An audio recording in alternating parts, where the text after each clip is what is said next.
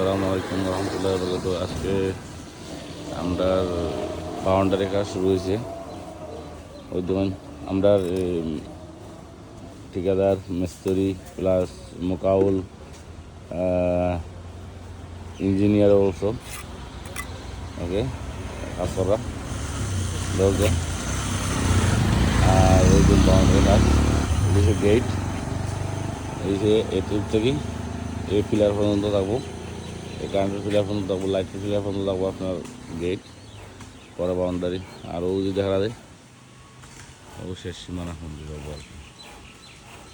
ওকে, তো দোয়া করবা কতটুকু পর্যন্ত দেওয়া যায়।